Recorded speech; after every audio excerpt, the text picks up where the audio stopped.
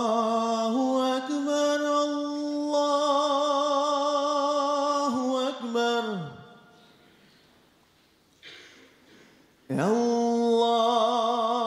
الله أكبر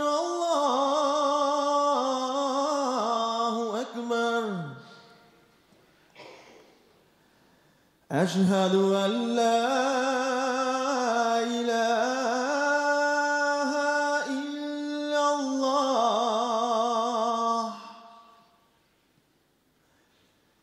أشهد أن لا إله إلا الله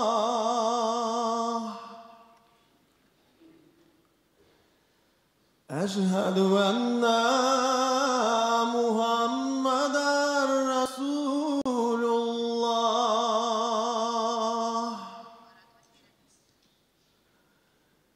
أشهد أن محمدًا رسول الله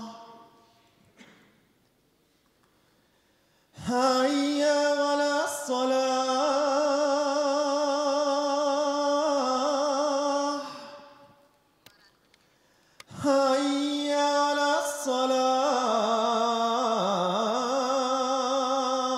الصلاة حي على الفلاح حي على الفلاح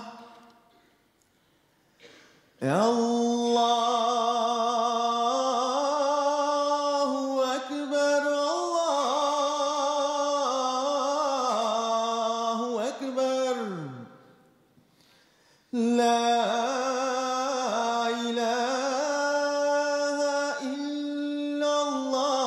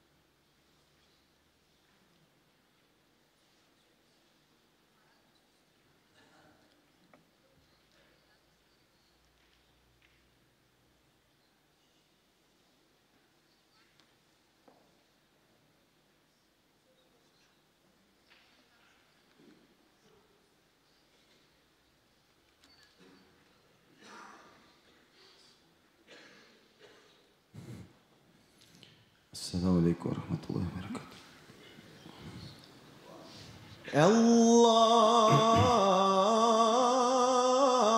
أكبر.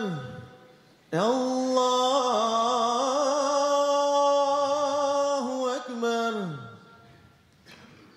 الله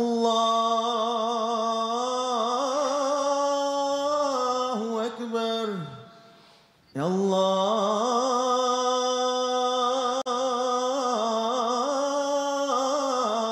أكبر. أشهد أن لا إله إلا الله. أشهد أن لا إله إلا الله. أشهد أن محمدا رسول الله.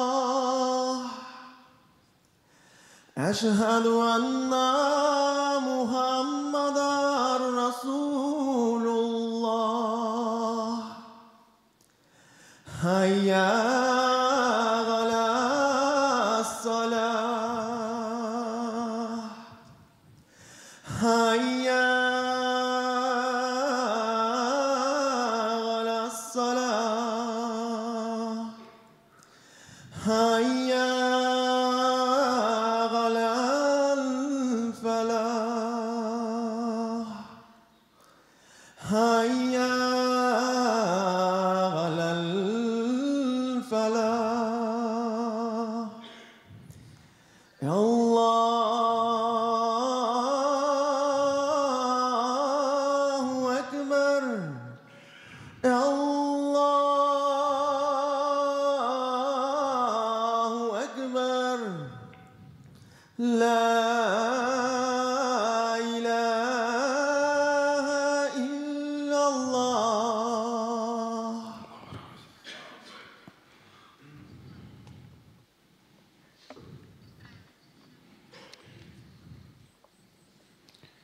أعوذ بالله من الشيطان الرجيم. بسم الله الرحمن الرحيم. الحمد لله الذي خلق السماوات والأرض والجنة والإنسان كما قال الله تبارك وتعالى الرحمن علم القرآن خلق الإنسان علمه البيان وفضله على سائر الحيوان وأشهد أن لا إله إلا الله وحده لا شريك له وأشهد أن محمدا عبده ورسوله وأشهد أن محمدا عبده ورسوله بالهجة والبرهان صلى الله عليه وعلى آله وأصحابه أجمعين. Marşerlerine noktan bar kılıp, terbiyelep, nimetlep, turuşu iki dünyanın da hocası bulgan Rabbisi Allah Subhanahu wa Ta'alaga barça maqtavlıqları bulsaydı.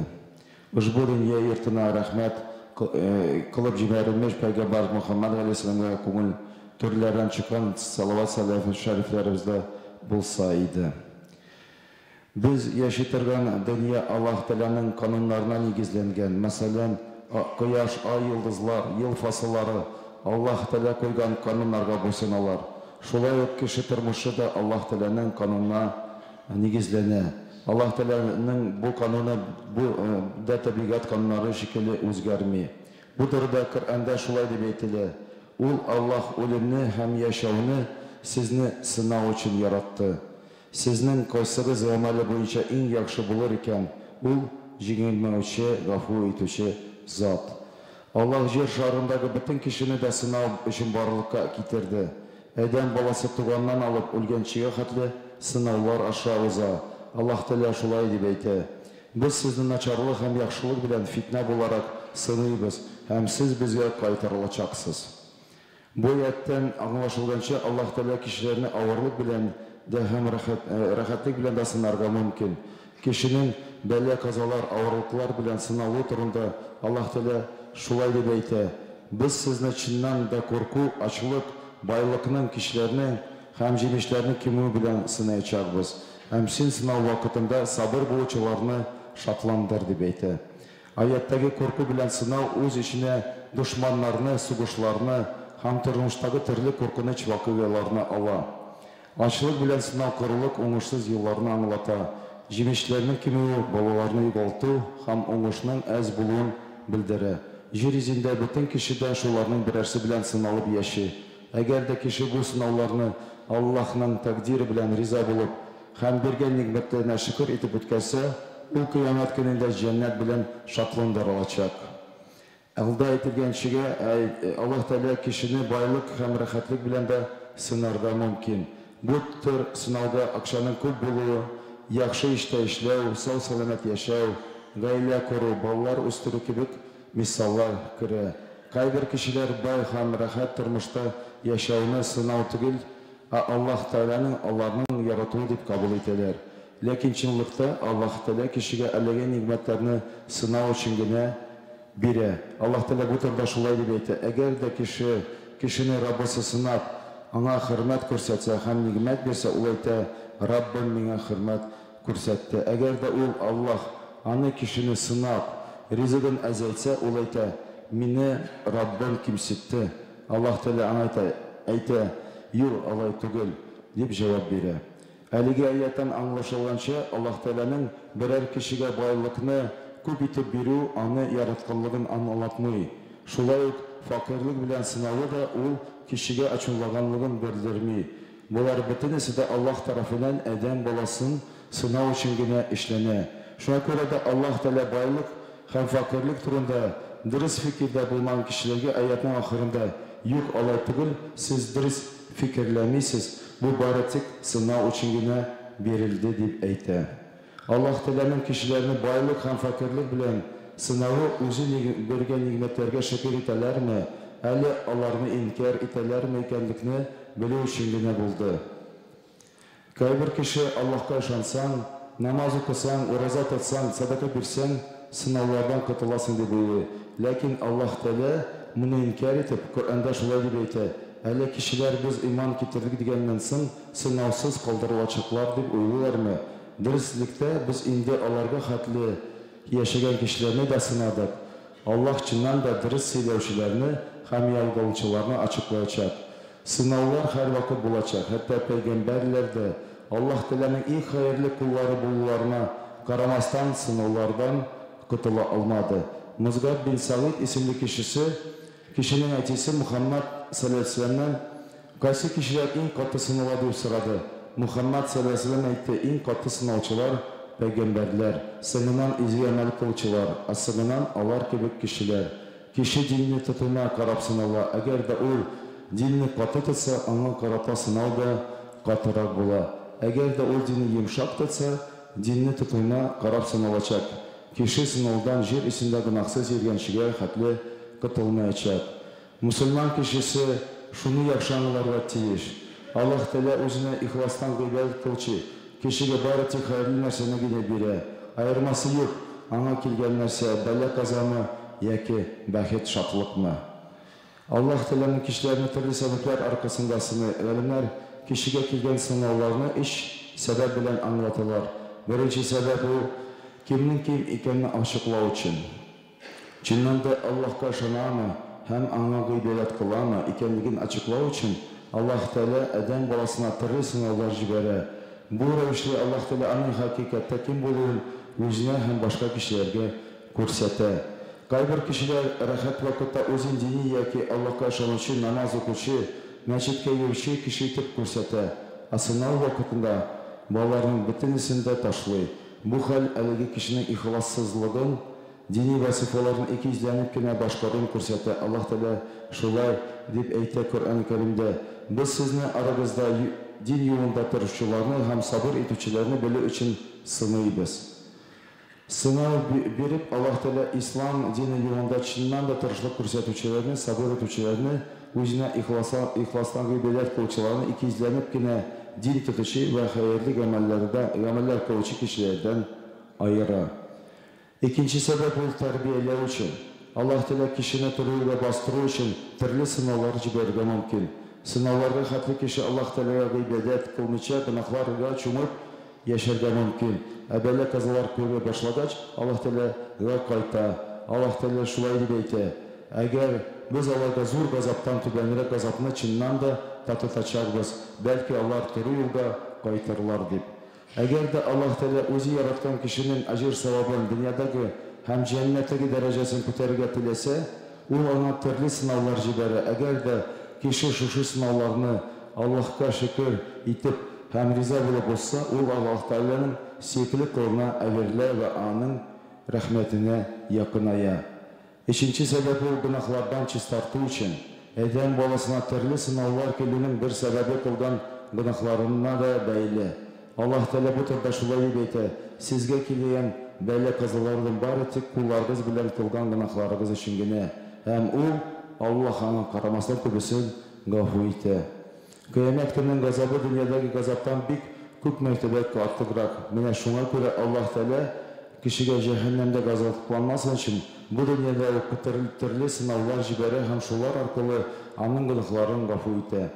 Мөхәммәд пәйгамбәр саллаллаһу алейһи ва сәлләм дә бу турыда шулай дип әйтә: "Әгәр Аллаһ үзенең бәндәсенә яхшылык теләсә, бу дөньяда ук аны җәзаны ашактыра. Әгәр ул үзенең бәндәсенә начарлык теләсә, кыямәт көнендә газапны тулысынча бирү өчен аны гөнаһ кулына карамастан азапламый." Сынауларның да файдалары бар. Беренче файда ул сынаулар аркылы гөнаһлар гафу ителә. Икенчесе, ахирәттә кешенең җәннәттәге дәрәҗәсе күтәрелә. Икенчесе, сынаулар көле кешегә гөнаһлардан туктап, тәүбә итәргә, изгелек юлына басарга ярдәм итә. Дүртенчесе, сынаулар көле кешегә Аллаһ Тәгалә каршында загыйф зат булуын күрсәтә. Бишенчесе, сынаулар Аллаһ Тәгалә белән кеше арасындагы илтәне ныгыта. Алтынчысы, сынаулар көле кеше йөрәгендә Аллаһ Тәгаләнең тәкъдиренә ышануны көчәйтә. Җиденчесе, сынаулар көле кешегә дөньяда яшәүнең асыл мәгънәсен искә төшерә. Сынаулар, бәла казалар килә вакытта кешеләр алар 3 төркемгә бүленә. Беренче төркем кешеләр, алар бәла каза, сынау килгәч, язмышлардан канәгатьсезлек белдерә һәм Аллаһтан зарланалар. Шул сәбәпле алар әҗир саваптан мәхрүм кала һәм Аллаһ Тәгаләнең ачуына дучар була. Икенчеләре сынау вакытында сабыр итәләр һәм Аллаһ Тәгалә турында яхшы уйлыйлар. Икенчеләре булса, сынауларны тәкъдирдән риза булып, Аллаһ Тәгаләгә шөкер итеп кабул итәләр. Буларның дәрәҗәсе Аллаһ Тәгалә каршында алда әйтелгән кешеләргә караганда зуррак. Чөнки икенче төркемгә керүчеләр сабырлык кына күрсәтте, ә булар шөкер дә итте. Кайбер загыйф иманлы мөселманнар кызганычка берәр сынау килсә, Аллаһка ачуланалар, заманны сүгәләр, тәкъдирдән зарланалар. Менә шушы гамәлләр сәбәпле алар бик зур гөнаһ кыла. Кеше сынауны җиңел кабул итсен өчен түбәндәге хакыйкатьне аңларга тиеш. Беренче хакыйкать, аңа килгән сынау дөньяны барлыкка китергән җиңәтле 50 мең ел элек Аллаһ Тәгалә тарафыннан язылып куелган иде. Шуңа күрә аннан беренче котылып булмый. Икенче хакыйкать, бу дөньяда бөтен кеше дә сынау күреп яши, беркем дә аннан эмин түгел. Шуңа күрә кеше сынауга дучар булучылардан гыйбрәт алып, тормышын дәвам итәргә тиеш. Чөнки бәла каза күреп яшәүләрдән гыйбрәт алу аңа үзенә килгән сынауны үткәреп җибәргә җиңеллек бирә. Өченче хакыйкать, сынауларга сабыр итүче кешеләргә Аллаһ Тәгалә бик күп әҗир савап бирә. Аллаһ Тәгалә шулай дип әйтә: "Бары тик сабыр итүчеләргә генә әҗир савапларны хисапсыз биреләчәк." Мәсәлән, Әйүп пәйгамбәрбез 18 ел буе төрле бәла казалар һәм авырлар белән сыналды. Аллаһ Тәгалә шулай дип әйтә: "Әйүбнең Раббысына дөреслектә миңа авыры кагылды һәм син рәхимлеләрнең иң рәхимлесе" дип дуа кылган вакытны искә төшер. Шушы сынауларны сабырлык белән уздырган өчен Аллаһ Тәгалә аны мактап шулай дип әйтә: "Дөреслектә без аны сабыр итүче кеше буларак таптык. Нинди яхшы кул ул. Дөреслектә ул Аллаһка тәүбә итеп кайтучы." Кайбер кешеләр бәла казага дучар булгач һәм авырлыклар белән очрашкач үзләрен кулда тота алмыйлар, зарланалар. Аллаһ Тәгаләне гаделсезлектә гаеплиләр. Шул сәбәпле Аллаһ Тәгалә каршында үз дәрәҗәсен төшерәләр. Авырып белән сынау вакытында Әйүп пәйгамбәр гел Аллаһ Тәгалә белән элемтәдә булды. Ул аннан үзе өчен кимчелек дип санаган гамәлләрен гафу итүен сорады. Һәр вакытта аңа гыйбадәт кылды һәм аннан өметен өзмәде. Менә шуңа күрә дә Аллаһ Тәгалә аның турында дөреслектә ул Аллаһка кайтучы дип әйтә. Ривайет etilgence Ayub peygamber kayga hazret kilgen sayın ya Allah sen verdin hem sen aldın dip әйтә торган булган. Дүртенче хакыйкать Аллаһ Тәала кешене зуррак сынаудан саклап калу өчен кичкенә сынау белән сынарга мөмкин. Бишенчесе кешегә сынау килү Аллаһ Тәаләгә якынайтучы гамәлләргә ишек ача, сабырлык күрсәтүгә, Аллаһның рәхмәтенә өметләнүгә.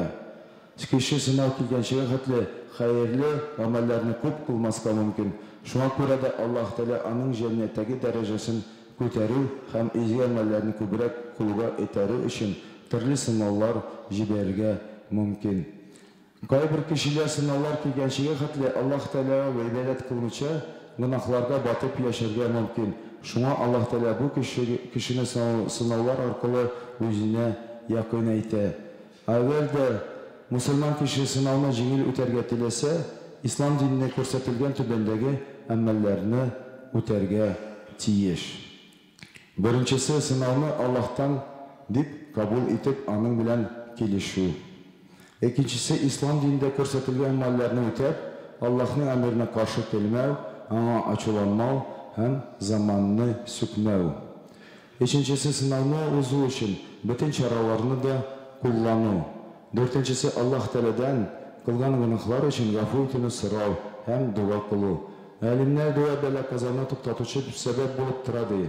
Әгәр дә ул килергә тиешле бәла казадан куәтләре булса, ул аны туктата. Әгәр дә бәла каза килүнең сәбәбе көчле булса, ул аны туктата алмый, бары тик җиңеләйтә генә.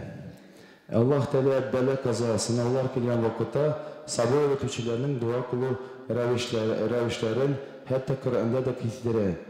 Кайгы хәсрәтләргә сабыр итүчеләрне әҗер савабы белән шатландыр. Әгәр дә кайгы килсә, алар инна лиллаһи ва инна илайһи раҗиун. Дөреслектә без Аллаһныкы һәм без аңа кайтачакбыз дип әйтерләр. Әгәр дә кеше сынау вакытында шушы дуаны укыса, Аллаһ Тәалә аның хәлен җиңеләйтә һәм яхшы якка үзгәртә. Моңа мисал буларак Юнус пәйгамбәрне китергә мөмкин. Ул Аллаһ Тәаләнең рәхмәтеннән башка халкын ташлап киткәнгә күрә балык карнында иләгә. Бу аңа Аллаһ Тәаләдән бер сынау булды. Менә шул вакытта ул Аллаһ Тәаләгә ла илаһа илля анта субханака инни кунту миназ залимин дип дуа кылды. Мәгънәсе, синнән башка гыйбадәт кылырга лайыклы бер зат та юк. Дөреслектә мин гөнаһлар кылып үземә гаделсезлек кылучылардан булдым. Һәм бишенчесе сынау килгән кешегә нафил намазын уку сүннәт гамәл булып санала. Бер хадистә шулай дип әйтелә: әгәр дә Мухаммад саллаллаһу берәр нәрсә өчен пошырса, ул намаз укый иде.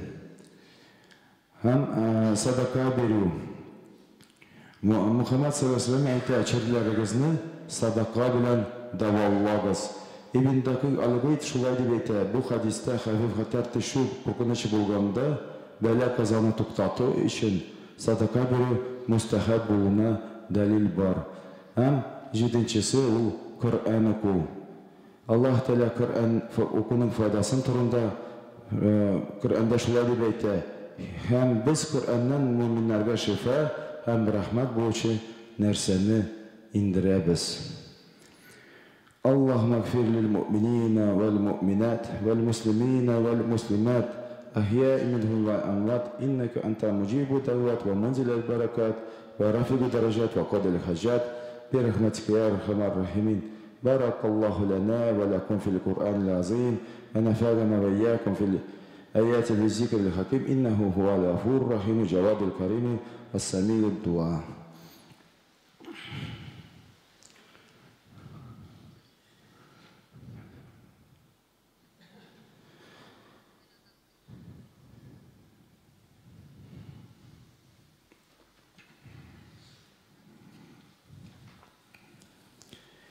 إن الحمد لله نحمده ونستعينه ونستغفره ونؤمن به ونتوكل عليه ونعوذ بالله من شرور أنفسنا ومن سيئات أعمالنا من يهده الله فلا مضل له ومن يضلل فلا هادي له وأشهد أن لا إله إلا الله وحده لا شريك له وأشهد أن محمدا عبده ورسوله إن الله وملائكته يصلون على النبي يا أيها الذين آمنوا صلوا عليه وسلموا تسليما اللهم صل على محمد وعلى آل محمد وعلى جميع الأنبياء والمرسلين وعلى ملائكتك المقربين وعلى أهل طاعتك أجمعين من أهل السماوات والأرضين وارحمنا معهم واغفرنا معهم برحمتك يا أرحم الراحمين وأقيموا الصلاة.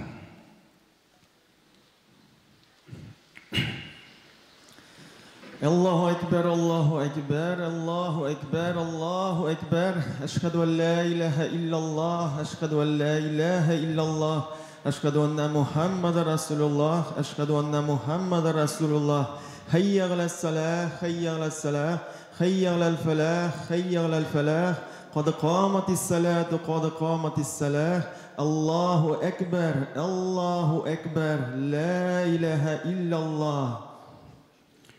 Saflarını tegizləyiniz, bir-birinizə yaxınıraq durunuz. Cuma namazını 2 rakat farz niyetliyik. Allahu Ekber.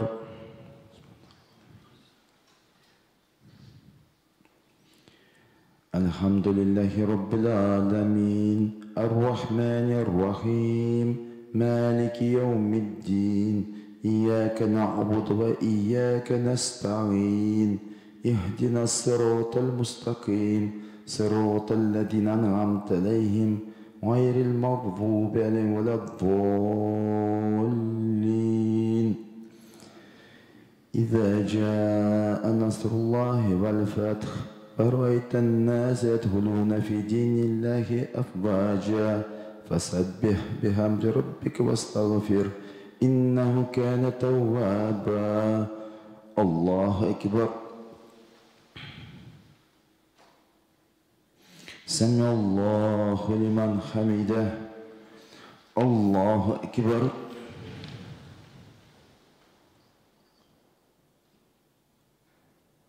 الله أكبر. الله أكبر.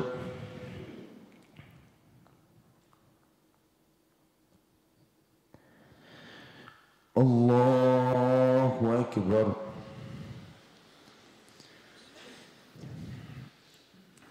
الحمد لله رب العالمين الرحمن الرحيم مالك يوم الدين إياك نعبد وإياك نستعين اهدنا الصراط المستقيم صراط الذين أنعمت عليهم غير المغضوب عليهم ولا الضالين.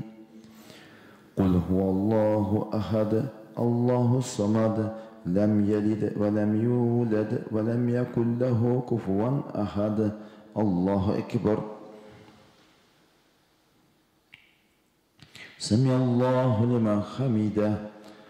الله أكبر.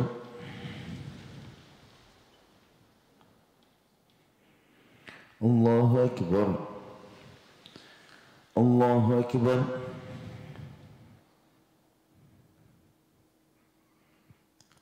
الله أكبر.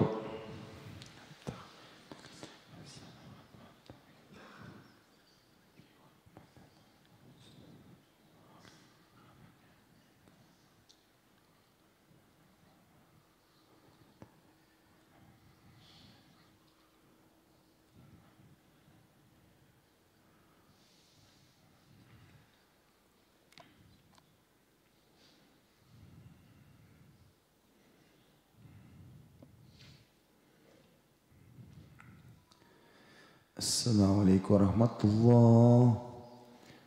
السلام عليكم ورحمة الله. استغفر استغفر واستغفر. اللهم أنت السلام ومنك السلام تبارك ذا الجلال والإكرام.